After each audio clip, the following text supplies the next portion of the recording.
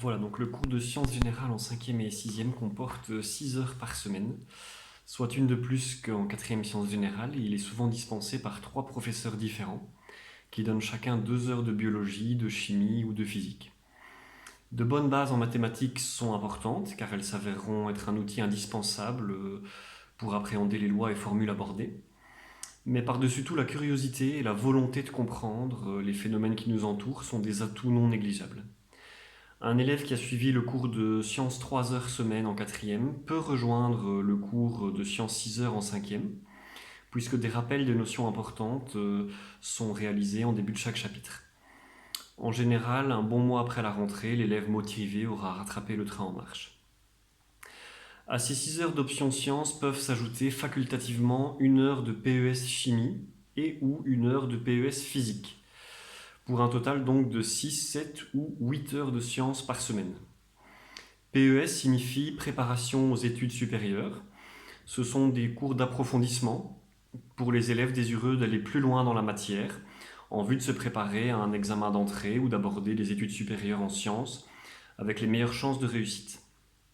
Ils sont à distinguer des cours à option de laboratoire en 4e, en ce que ces cours de PES sont essentiellement théoriques et non pratiques. Ils sont en général un approfondissement de la matière vue en classe et nécessitent donc une certaine aisance dans le cours général afin d'être profitables. Des laboratoires sont réalisés ponctuellement au sein du cours général, en vue d'apprendre certaines techniques de laboratoire, ainsi que la démarche expérimentale et l'exploitation de résultats. Des activités extérieures sont également ponctuellement organisées, avec la visite en 5e 1 an sur 2 du Palais de la Découverte lors du voyage à Paris, ou du Musée d'Histoire Naturelle de Londres lors du voyage en Angleterre. Une visite de centrale nucléaire a déjà été réalisée plusieurs fois pour les élèves de Réto, et il arrive également que les élèves de PES participent au Printemps des sciences organisé dans les hautes écoles de la région, ce qui implique de réaliser certaines expériences au sein de laboratoires de ces hautes écoles. Et puis le collège participe aussi chaque année aux Olympiades de sciences, réservées aux élèves de 5e et 6e année de la Fédération Wallonie-Bruxelles.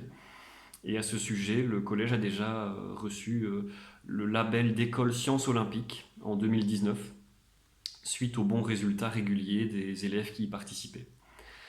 En termes de perspective, un élève qui a réussi sérieusement le cours de sciences générales a de bonnes bases pour entamer les études supérieures dans le domaine scientifique.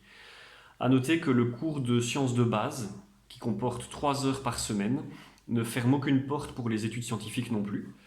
Cependant, il est davantage axé sur la culture générale scientifique et moins sur l'aspect numérique et mathématique.